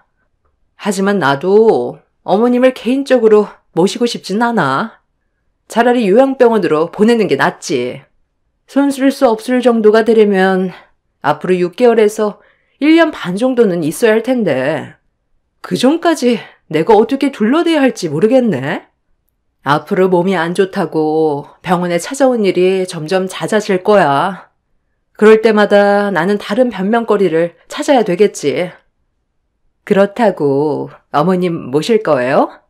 불편하게 생각하는 것보다 차라리 거짓말하는 게 편하겠어요. 왜 자식들이 부모가 늙으면 옛날에도 고려장을 했었겠어요. 그만큼 자식 입장에선 부모는 짐스러운 존재이고 더 이상 필요 없다고 생각되기 때문에 현재는 요양원으로 보내는 거잖아요. 저도 저희 엄마 요양원에 보냈어요. 아버님처럼 치매가 워낙 심해서 저희 아빠가 두 손 두 발 들었을 때 저한테 도움 요청했었는데 그냥 요양원에 모시라고 했어요. 처음엔 마음에 걸렸는데 그게 훨씬 편해요. 요즘 시설도 좋아서 삼시세끼 밥 다 떠먹여주고 비슷한 연배대 사람들도 많아서 좋은 사람들과 말동무도 하고 집에서 지지고 볶는 것보다 훨 나아요. 어차피 시간 지나면 서로의 삶에 적응하게 되어 있으니까 이번만큼은 눈 딱 감고 치료를 최대한 늦춰보세요, 형님. 이래서 늙으면 하루빨리 떠나는 게 자식한테 도움이 되는 거라니까요. 쓸데없는 생각하지 말고 어머님 췌장암 조용히 넘어가 주세요. 그럼 저희 대화 마무리된 걸로 알고 있을게요. 형님과 동서의 충격적인 대화를 듣게 된 저는 입을 다물지 못했고 제가 모든 내용을 듣고 있었다는 걸 전혀 모르고 있던 두 사람은 옥상을 내려갔는데 하도 기가 막힌 대화를 들었던 저는 둘의 대화를 녹음한 파일을 가지고 있었어요. 더 이상 서로 얼굴을 안 보겠다고 연을 끊어버린 제가 시댁 식구들 앞에 다시 나타나 녹음된 내용을 들려준다고 달라지는 건 없을 것 같고 또다시 저만 아픔이 생기게 될 것 같아 형님과 동서의 대화를 시모에게 말을 해줘야 할지 말아야 할지 고민이 많았습니다. 관계가 좋았다면 당연히 시모에게 바로 알렸겠지만 제가 그동안 받았던 상처가 너무 컸기 때문에 바로 행동으로 옮기질 못했어요. 그리고 그 사이 남편한테 전화가 왔어요. 잠깐 화장실 간다고 했었는데 제가 나타나질 않아서 걱정이 됐는지 전화를 받자마자 어디냐고 물어보길래 남편 보고 아이를 데리고 옥상으로 올라와 달라고 부탁을 하게 되었네요. 남편은 심각한 얼굴을 하고 있는 저에게 다가와 무슨 일이냐고 물어보길래 그래도 남편은 알아야 될 것 같아 제 핸드폰으로 녹음한 형님과 동서의 대화를 들려주었고 엄청난 사실을 알게 된 남편은 사색이 된 얼굴로 저를 바라보고 있었습니다. 남편은 아무리 시모가 저희 부부에게 안 좋은 행동을 했어도 남편은 자식이고 병을 가지고 있는데도 알리지 않는 건 잘못된 거라면서 흥분을 가라앉히지 못하고 있었지만 쉽게 발은 떨어지지 않았습니다. 남편도 이 문제로 인해 또다시 시댁 식구들과 얽히기 싫었는지 머뭇거리고 있었을 때 제가 남편에게 얘기했어요. 아무리 저와 남편이 상처를 받았어도 시모의 병을 숨기는 건 아닌 것 같다며 남편이 시모의 병을 알고도 밝히지 않고 숨기고 있다가 나중에 시모의 건강이 악화되고 잘못되었을 때 후회로 남게 될 수도 있을 거라며 자식된 도리로 할 수 있는 건 해야 된다고 남편의 손을 잡았어요.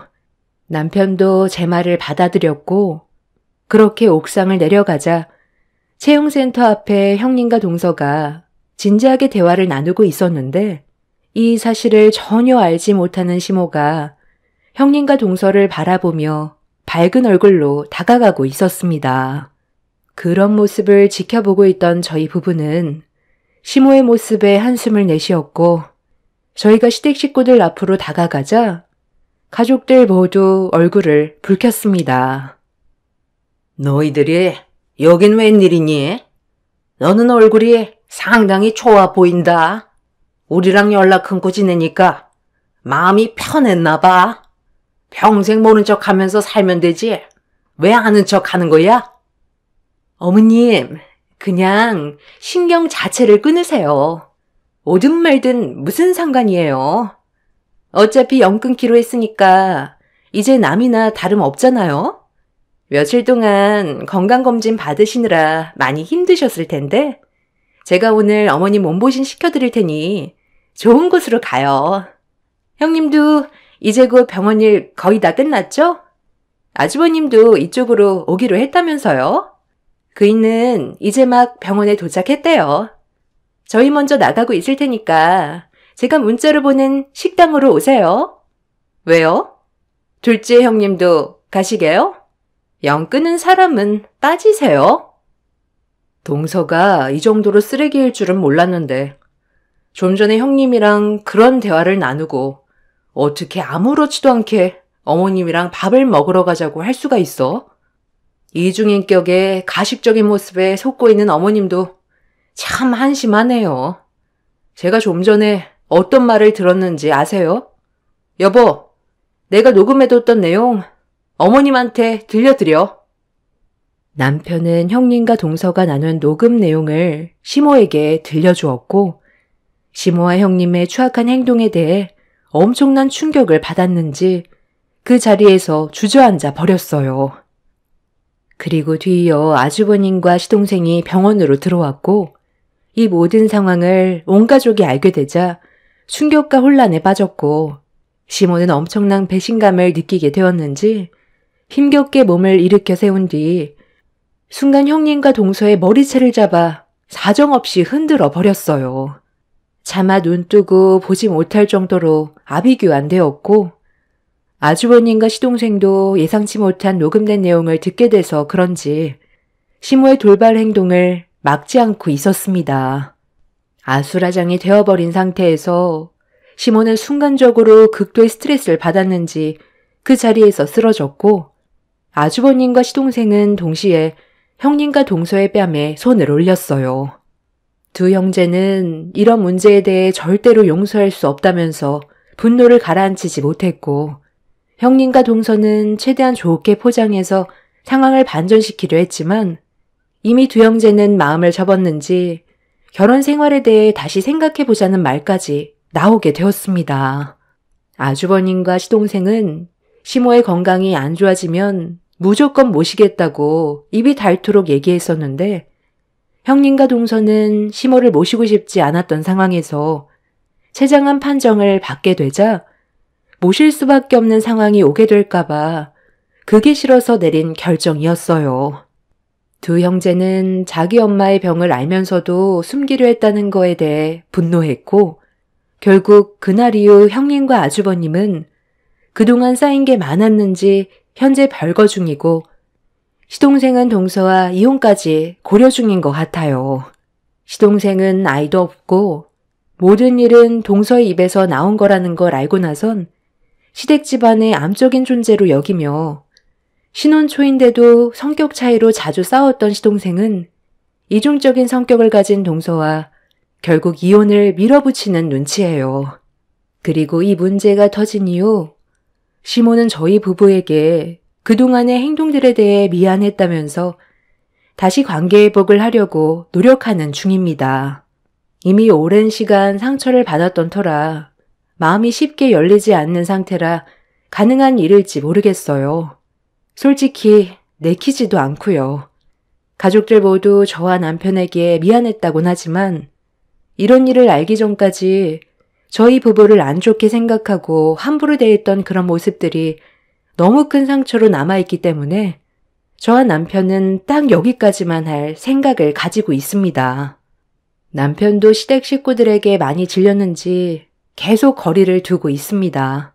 시모는 현재 항암 치료를 받고 있지만 누군가의 도움이 절실히 필요한데 그게 저라는 걸 알고 난 이후부터 매일같이 전화해서는 과거의 잘못된 행동에 대해 진심으로 용서를 구하며 관계 회복을 하기 위해 노력하고 있는 중입니다. 이제 와서 새 며느리 중에 저밖에 없다고 하는데 글쎄요. 시모의 마음이 진심인지 잘 모르겠어요. 수발 들어줄 사람이 필요해서 그런 것 같은 느낌밖엔 안 들어 그날 이후 병원에 한 번도 가지 않았습니다. 어찌됐든 항암 치료로 시모의 건강 상태가 더 나빠지지 않고 조금씩 경과가 좋아지고 있다는 소식을 듣게 되었어요. 누구든 타인의 생명을 함부로 할 자격은 없다고 생각합니다. 앞으로 저희 부부가 어떤 선택을 하게 될지 모르겠지만 지금 현재로선 남편의 뜻에 따라 주려고요.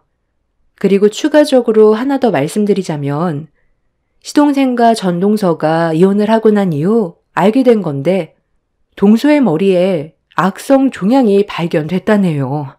시동생과의 이혼으로 충격받아 쓰러진 줄 알았는데 검사 결과 머릿속에 뇌종양이 자라고 있다는 소식을 들었습니다.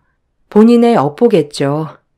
여러분들께서도 언제나 선한 마음으로 관계되어 있는 사람들과 좋은 관계를 유지하시길 바랍니다. 감사합니다. 안녕하세요. 저는 30대 여자입니다. 이번에 새로운 지역으로 이사를 했는데 그곳에서 전혀 예상치 못한 사람들을 만나 사연을 신청하게 되었습니다.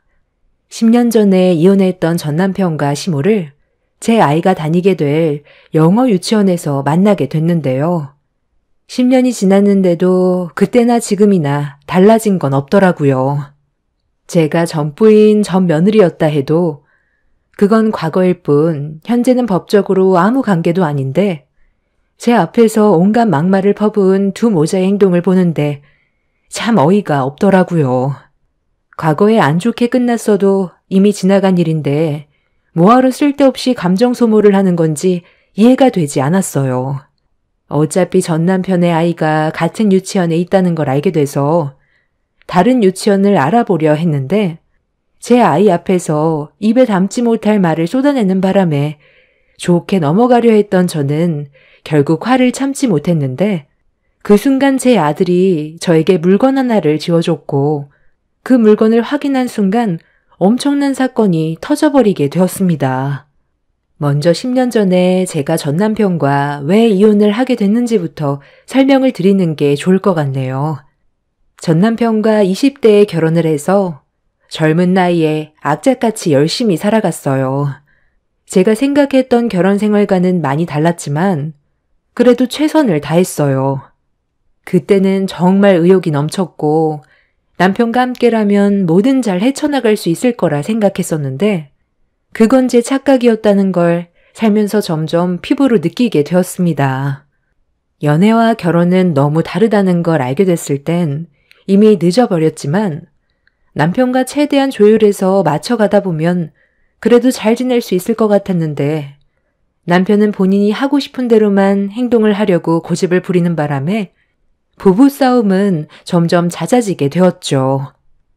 웬만하면 이해하려고 했는데 어느 정도껏 해야지. 당신은 나랑 결혼했잖아. 그럼 이제 어머님 품에서 벗어난 건데 언제까지 그럴 거야? 어머님이 무슨 말만 하면 하던 일 다 때려치우고 시댁으로 달려가잖아. 여기서 시댁이 먼 것도 아니고 차 타고 2시간이나 달려가야 될 거리인데 계속 이렇게 살 수는 없다는 거 몰라? 결혼했다고 해서 엄마 연락 안 받을 순 없잖아. 나도 다 생각이 있으니까 엄마가 불렀을 때 피곤해도 잠깐 다녀오는 거지. 엄마가 내가 결혼한 게 아직까지 실감나지 않는다고 많이 외로워하시는데 그걸 알면서도 모른 척하는 건 불효자나 마찬가지잖아. 나는 엄마한테 아픔을 안겨주고 싶지가 않아. 그래서 시도 때도 없이 부르면 무조건 가겠다는 거야? 당신 어제 나랑 영화 볼 때 어떻게 했어? 한창 영화 보고 있던 도중에 갑자기 어머님이 뭐하냐고 보낸 문자에 영화 본다고 답장하자마자 어떻게 됐어? 어머님이 당신이랑 같이 영화 봤을 때가 기억난다면서 지금은 같이 영화 볼 사람도 없어서 많이 외롭고 힘들다는 한마디에 나랑 영화 잘 보다가 갑자기 자리에서 일어나 어머님한테 달려가 나랑 보던 영화 어머님이랑 봤잖아. 그래, 그것까지는 내가 100번 양보하고 이해했다고 쳐. 그런데 지금 몇 시인 줄 알아? 새벽 3시야. 당신 내일 쉬는 날도 아니고 아침 일찍 출근해야 되는데 지금 시간에 시댁을 가겠다고? 엄마가 내가 지내던 방문을 열었는데 결혼 전에 함께 있었던 추억들이 갑자기 떠올라서 보고 싶다잖아. 엄마가 울먹이면서 전화를 했는데 너 같으면 잠이 오냐? 차라리 얼굴 한번 보여주는 게 훨씬 낫지. 당신이야말로 나를 좀 이해해줘야 되는 거 아니야? 나를 사랑하면 이런 것도 이해해줘야 되는 게 맞는 거잖아. 내가 지금 당신이랑 결혼한 거 맞는 거지? 아무리 어머님이 보고 싶다고 해도 당신은 나랑 결혼했고 새 살림을 차렸는데 보고 싶다는 한마디에 자다가 벌떡 일어나 시댁으로 가려는 건 확실하게 잘못됐으니까 짚고 넘어가는 거야. 내가 한두 번이면 이해를 하지. 나랑 결혼한 지 지금 얼마나 됐어? 벌써 6개월이 지나가고 있어. 그런데 당신은 내 생각 조금도 하지 않고 무조건 어머님 입장에서만 얘기하고 있잖아. 나한테 무조건 이해하라고만 하면 우리가 결혼한 게 무슨 소용이야? 어느 정도 용납이 될 만한 행동을 해야 넘어가는 거지. 우리 관계 계속 이런 식이면 같이 못 살아. 결국 불행한 길을 걷게 될 거라고. 당신 원래 이렇게까지 말이 많았어? 그냥 대충 이해하고 넘어가면 되지. 왜 이렇게 이래라 저래라야? 나는 당신도 중요하지만 나를 낳아준 우리 엄마가 훨씬 더 소중해. 내가 당신이랑 결혼할 수 있었던 이유도 우리 엄마가 나를 낳아주셨기 때문에 함께 할 수 있는 거라고. 당신이랑 이렇게 다투는 시간에 벌써 도착했겠다. 시간이 지나면 더 힘들어지니까 나중에 다시 얘기해. 그리고 나를 사랑한다면 이런 것도 전부 다 이해해줘야 된다고 생각해. 엄마한테 전화 왔잖아. 네, 엄마. 아직 집이에요. 아니, 이 사람이 엄마가 늦은 시간에 불렀다고 지금 뭐라고 하잖아. 그래서 아직 출발도 못하고 이 문제로 다투고 있었어요. 네, 바꿔줄게요. 네가 뭔데 내 아들이 오겠다는 걸 막으려는 거야? 네가 내 아들을 낳았니? 너무 이른 나이에 결혼해서 적응이 안 되니까 얼굴이 보고 싶어서 잠깐 들리라는 건데 왜 가지 말라고 하는 건데? 네가 뭔데 모자지간 사이를 멀어지게 만들어? 안 되겠다. 너도 내 아들이랑 당장 우리 집으로 와라. 뭐가 그렇게 불만인지 직접 얼굴 보고 대화 좀 해야 되겠다. 너희들만 잘 지내면 끝인 줄 알아? 집에 혼자 있는 나는 내 아들이 떠나간 빈방만 쳐다보고 있는데 네가 내 입장을 조금만 이해해준다면 싸울 일이 뭐가 있어? 마음에 안 드는데도 억지로 결혼 허락해줬으면 감사하게 생각하고 불만이 있더라도 입 다물고 살아야지. 중졸 주제에 어디서 내 아들을 잡으려 들어? 당장 튀어와라. 내가 그동안 너한테 쌓였던 안 좋은 감정들 전부 다 쏟아내야 되겠다. 저는 시모의 행동을 이해할 수가 없었어요. 남편과 제가 결혼을 했는데 그냥 저는 남편과 동거하는 느낌을 받을 뿐 결혼했다곤 느껴지지가 않더라고요.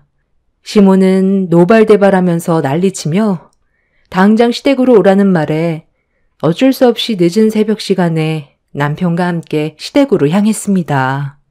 그렇게 한참을 달려 도착하니 시모는 저 때문에 화가 많이 났는지 거실 소파에 앉아 심각한 얼굴로 저와는 눈도 마주치지 않았어요. 제가 왜 시모의 눈치를 봐야 하는지 모르는 상황에서 자리에 앉았는데 저를 무섭게 바라보던 시모가 쉬지 않고 그동안 쌓였던 불만들을 털어놓기 시작했고 시모의 말을 듣고 있던 저는 어이가 없었습니다. 내 아들 얼굴 보고 싶으면 부를 수도 있는 거지. 왜 내가 너한테 눈치를 봐야 되는 거니? 너랑 내 아들이 결혼을 했어도 내 새끼인 건 변함이 없는데 무슨 말만 하면 이런 문제로 내 아들과 계속 마찰이 생긴다면 나도 더 이상 참을 수가 없다. 최대한 좋게 해결할 수도 있는데 너는 왜 항상 불만투성이야? 어머님, 제가 불만이 많은 게 아니라 이건 상식적으로 문제가 있는 거라고요. 어머님 아들이라 해도 일단 저와 결혼을 했잖아요. 그럼 저희가 앞으로 잘 살아갈 수 있게 어머님의 배려를 해주셔야 되는데 밤낮 가리지 않고 이 사람이 보고 싶다는 이유 하나로 시도 때도 없이 전화하면 앞으로 어떻게 좋은 관계를 유지하면서 살아갈 수 있겠어요? 왜 저한테 안 좋은 감정이 많은 건지 저는 이해가 안 돼요. 입장을 바꿔놓고 생각해보면 충분히 서로 좋게 넘어갈 수 있는 문제인데 상황을 이렇게까지 심각하게 만드는 건 그만큼 어머님의 행동이 잘못됐다고 생각해요. 어머님이 저에게 안 좋은 감정이 있다고 하셨는데 저도 정말 불만이 많은데도 그동안 좋은 관계를 유지하고 싶어 속으로만 삭혀왔던 건데 좀 전에 저에게 중졸밖에 안 나왔다고 무시한 행동들 정말 너무 큰 상처를 받았어요. 중졸이라고 해서 제가 이 사람보다 능력이 부족한 건 아니잖아요. 저는 하고 싶은 일이 있었기 때문에 일찍이 중학교 졸업하고 학원을 다녔던 거고 틈틈이 검정고시 준비하고 있어요. 미용사가 꿈이라 일찍 성공하고 싶어서 기술을 배웠던 건데 이런 식으로 저를 무시하시는 건 잘못됐다고 생각해요. 네가 내 아들보다 그래도 능력이 어느 정도 있으니까 결혼 허락해 준 거지. 다른 건 마음에 드는 줄 아니? 미용실이 늦게 끝나다 보니 내 아들한테 제대로 된 집밥 한번 못 해준다는데 그 말 들었을 때 내 기분이 얼마나 안 좋았겠니? 집안 꼴도 말도 아니라며? 도대체가 미용 말고는 할 줄 아는 게 뭐야? 중학교만 졸업하고 미용의 길로 뛰어들었다면서 저번에 내가 직접 너한테 머리 맡겨봤을 때 보니까 별것도 없더구만. 오히려 동네 미용실이 훨씬 더 잘하던데? 그런 실력으로 앞으로 어떻게 먹고 살아? 미용실이 한두 개도 아닌데 중졸 나와서 이 험한 세상에 살아남을 수 있을 것 같니? 그런 식으로 할 거면 당장 미용실 때려치우고 애나 가지던지. 미용실도 쥐구멍보다 작아서 손님 받는 것도 한계가 있으니 돈 들어오는 것도 거의 매달 비슷하고 차라리 손주들이나 줄줄이나 시끌벅적하게 사는 게 훨씬 낫겠다. 어떻게 할래? 지금 하는 미용실 그만 정리하던지. 그게 싫으면 아무 말 하지 말고 내 아들 보고 싶어서 부를 때 입 다물고 가만히 있거라. 한 번만 더 내 아들 부를 때 쓸데없이 분위기 안 좋게 만들면 나도 더 이상 좋게 넘어갈 수 없다. 내 말 무슨 뜻인지 이해했니? 제가 왜 시모한테 직업까지 욕먹어가면서 남편과 결혼 생활을 유지해야 되는 건지 모르겠더라고요. 그때 순간적으로 차라리 그냥 혼자 살 걸 괜히 결혼해서 스트레스 받는 상황만 만들게 된 것 같아 남편과의 결혼 생활이 후회되기 시작했어요. 시모는 그래도 같은 여자라 저를 어느 정도 이해해 줄 줄 알았는데 그건 제 착각이었다는 걸 알게 되면서 남편과 그냥 정리하는 게 좋을 것 같다는 생각이 머릿속에서 떠나지 않았고 결국 시댁을 다녀간 이후 남편에게 우리 둘의 관계를 진지하게 생각해보는 게 좋을 것 같다는 속마음을 꺼내게 되었네요. 제 말을 듣자마자 남편이 보인 태도는 본인이 실수해서 부부관계에 문제가 생겼다는 걸 인지하는 게 아닌 제가 먼저 이혼 얘기를 꺼냈으니 자기에게 위자료를 줘야 한다면서 말도 안 되는 억지를 부리기 시작했어요. 누구 때문에 문제가 커졌는지 전혀 인지하지 못하는 남편이 너무 실망스러웠고 이혼은 불가피할 것 같아 제가 직접 서류를 준비한다고 했어요. 그리고 합의가 아닌 저에게 위자료를 청구하려는 생각을 가지고 있다면 이혼 소송으로 갈 수밖에 없다는 말을 꺼내는 순간 남편은 핸드폰을 들어 시모에게 전화를 걸었습니다.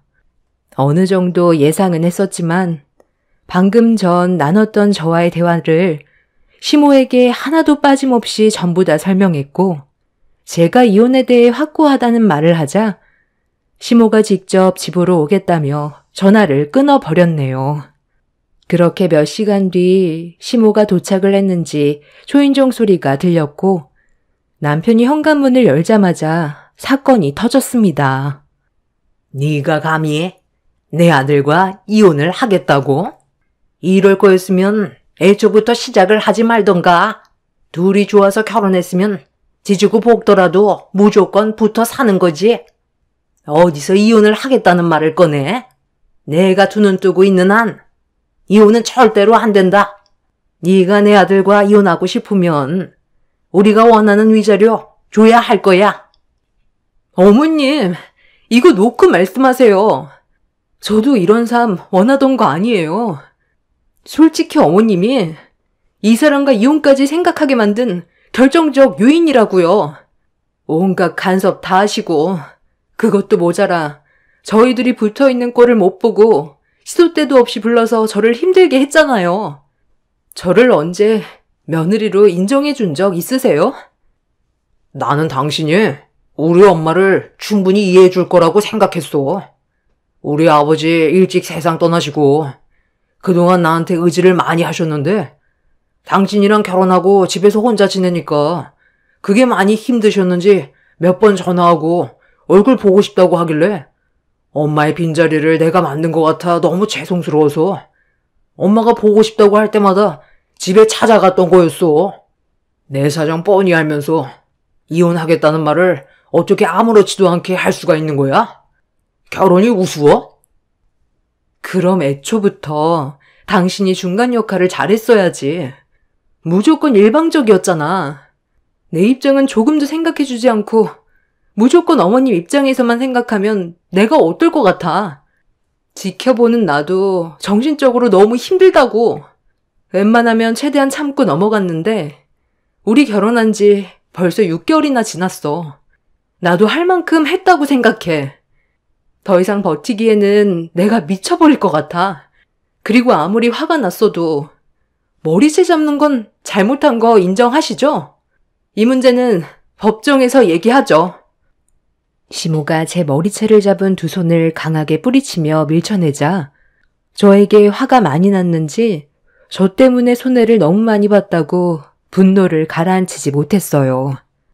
그날 시모의 돌발 행동에 속수무책으로 당한 저는 너무 큰 충격을 받았고 그런 모습을 지켜보고 있던 남편은 아무것도 도와주지 않았어요. 멀찍이 서서 지켜보고만 있는데 그걸 본 저는 제가 사람을 잘못 선택했다는 걸 깨달았고 집에서 빠져나오기 위해 안간힘을 쓰는 저를 사정없이 흔들어 제끼는 시모를 뿌리치며 뛰쳐나가려 했지만 남편이 저를 가로막았습니다.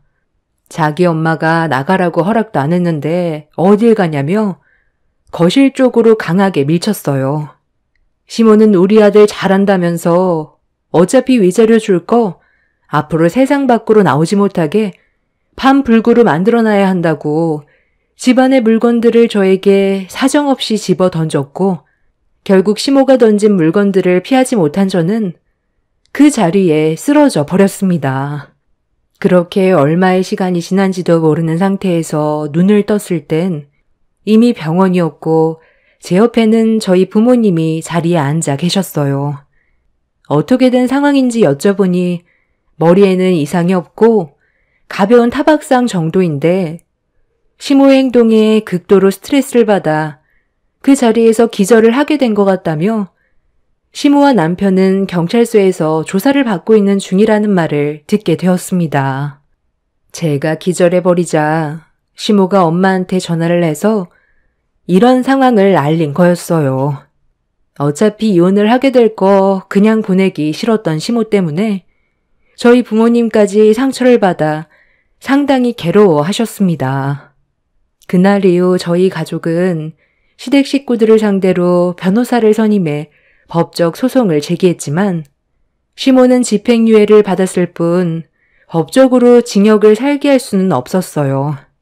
결국 저는 그 인간들을 상대로 제가 받은 피해에 대해 위자료만 받게 되었고 그렇게 두 번 다시 마주치지 않길 간절히 바라며 살아왔었는데 머릿속에서 잊혀질 때쯤 10년이 지난 현재 제 앞에 두 모자가 모습을 드러내었네요. 저는 전 남편과 이혼을 하고 새로운 사람을 만나 행복한 결혼 생활을 하다가 남편 사업 문제로 이사를 하게 됐었고 잘 지내고 있었는데 영어 유치원에 다니는 제 아이가 끝나는 시간에 맞춰 유치원 앞에 도착을 했는데 저희 집에서 아이를 돌봐주던 유모가 먼저 도착해 제 아이를 데리고 나오길래 차에서 내려 아이한테 걸어가던 순간 제 앞에 예상치 못한 인물들이 나타났어요. 전 남편과 전 시모가 유치원 앞에 기다리고 있었는데 전 남편이 먼저 저를 알아보고 말을 걸어왔고 저는 그 모습을 보는 순간 기분이 별로 좋지 않았습니다. 이게 누구야? 네가 여긴 어쩐 일이냐? 설마 너 재혼한 거야? 너 같은 성격을 받아주는 남자도 있나 보다. 진짜 성격을 알면 까무러칠 텐데. 그러게. 너 성격 받아줄 남자가 있다는 것도 신기하네. 그런데 네가 여기 있는 건 결혼해서 애까지 낳았다는 건데 중졸밖에 안 나온 골빈 네가 낳은 애도 이런 데 오냐? 네가 중졸밖에 안 나왔으니까 자식은 제대로 교육을 시키고 싶은가 봐. 내 아들은 너랑 이혼하고 능력 좋은 여자 만나서 애까지 낳고 아주 떵떵거리며 잘 살고 있거든. 그리고 지금 며느리는 너처럼 내 아들 얼굴 보는 걸 치가 떨리게 싫어하는 게 아닌 되려 내가 혼자 지내는 걸 외로워할까 봐 먼저 같이 살자고 얘기하더라. 지금의 며느리를 만나기 전까진 너한테 줬던 위자료가 너무 아까웠는데 지금은 하나도 아깝지가 않더라. 나와 내 아들 인생이 진흙탕이 아닌 꽃길로 바뀌었거든. 저기 걸어오는 아이가 네 자식이냐? 에휴, 생긴 게 참 못났다 못났어. 저런 얼굴로 앞으로 이 세상 어떻게 살아가니? 여자도 못 만나겠다. 내가 지금까지 살아오면서 많은 아이들을 봐왔지만 저렇게 못생긴 애는 또 처음이네. 얼굴 좀 고치려면 돈도 꽤 많이 들겠다. 차라리 열심히 공부나 시켜서 돈이나 많이 벌게 해야 그나마 여자들이 붙어 다닐 것 같네. 얘 봐라. 조그만 게 엄마 닮아서 그런지 너도 성격이 아주 고약하구나. 째려보는 게 지엠이랑 똑 닮았네. 어디서 지금 할머니를 똑바로 노려봐. 너 앞으로 여기 유치원 계속 다닐 거니? 나는 네가 다른 곳으로 옮겼으면 좋겠는데. 애 앞에서 말 가려 하세요. 우리 애가 왜 옮겨야 되는 건데요? 피할 이유 전혀 없는데요? 그리고 내 아이 얼굴이 뭐가 어때서요? 당신 손주는 얼마나 잘난 얼굴인지 모르겠지만 애한테 화내는 모습을 보니 예전이나 지금이나 더러운 성격은 그대로네요. 차라리 상종을 말아야지. 지훈아, 그만 가자. 오늘 아빠가 지훈이가 가지고 싶다는 선물 사놨다고 전화 왔었어. 두 모자는 제가 무시하고 신경도 쓰지 않자 되려 얼굴을 붉히면서 본인들이 더 흥분을 하고 있었어요. 별로 상대하고 싶지도 않아 유모와 함께 차에 가려고 몸을 돌렸는데 한 아이가 제 아들의 이름을 부르더니 선물을 주겠다면서 가방에서 무언가 알 수 없는 물건 하나를 꺼내 들었어요. 제 아이가 선물을 받으면서 고맙다며 웃어 보이는데 시모가 그 아이를 자기 품으로 끌어들였습니다. 알고 보니 제 아이한테 선물을 준 그 아이는 전시모의 손주였어요. 저도 기분이 별로 좋은 건 아니라서 서둘러 집으로 돌아가려는데 제 아이가 전시모의 손주에게서 받은 물건을 요리조리 돌려가며 확인을 해보고 싶어 하길래 제가 도와주려고 포장지를 뜯었습니다. 그렇게 포장지를 뜯어 박스 안에 내용물을 확인해 봤는데 이상한 것들이 들어 있었어요. 저는 당황해서 제 아들에게 선물을 준 아이한테 이 물건을 어디에서 났냐고 물어보니 엄마 화장대 서랍 안에 들어 있었던 걸 가지고 나온 거라면서 제 아들에게 주고 싶어서 챙겨둔 거라는 설명을 해주었네요.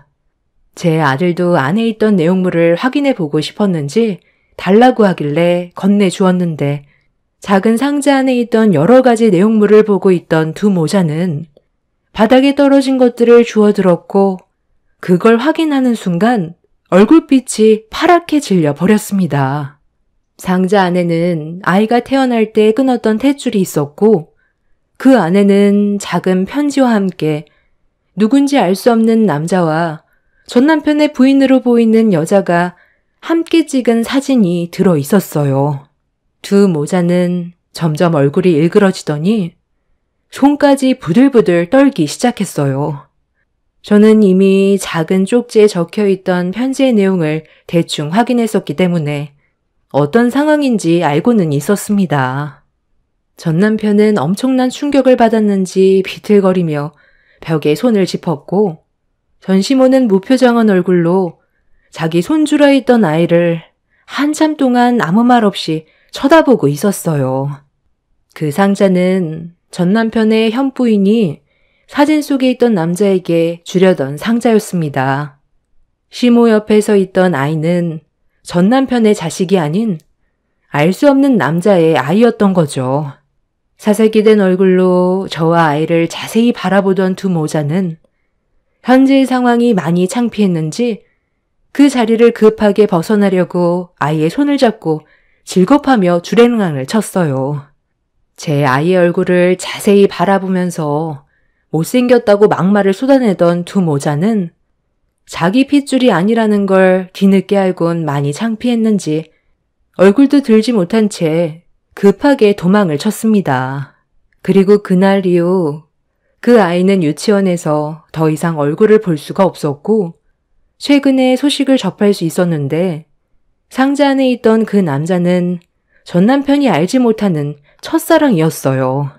그리고 전 남편 몰래 첫사랑과 몇 번 만나다가 임신을 하게 된 거였고 이 사실을 전 남편에게 솔직하게 털어놓은 뒤 이혼을 하려 했었는데 첫사랑이 갑자기 사고로 세상을 떠나게 되는 충격적인 일을 경험하게 된 거였고 아이를 홀로 키우는 게 두려웠던 그 여자는 전 남편의 자식인 것처럼 계획을 꾸민 거였습니다.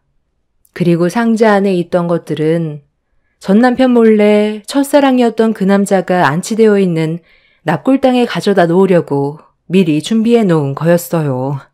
그런데 그걸 아이가 화장대 안에 있던 걸 발견하게 된 거였고 제 아들과 친한 사이였던 그 아이는 엄청난 비밀이 숨겨져 있던 포장된 상자를 제 아이에게 선물로 주고 싶어서 엄마 몰래 가지고 나온 거였습니다. 두 모자는 이런 사실도 모르고 7년간 아이를 자기 자식처럼 키운 거였죠. 이런 엄청난 일들을 숨길 거라고 누가 상상이나 했겠어요. 이 문제로 현재 이혼 얘기가 오고 가고 있다곤 하는데 키운정이라는 게 있잖아요. 그리고 그 여자가 재력이 꽤 되는지 많은 걸 누리면서 살아오면서 편안한 삶에 적응이 되어버렸는지 이혼까지 생각하고는 있지만 차마 입이 떨어지지 않는 것 같아요. 물질적으로 혜택을 받으면서 살아왔으니 갑자기 삶이 바뀌는 게 두려운 것 같아 보였습니다.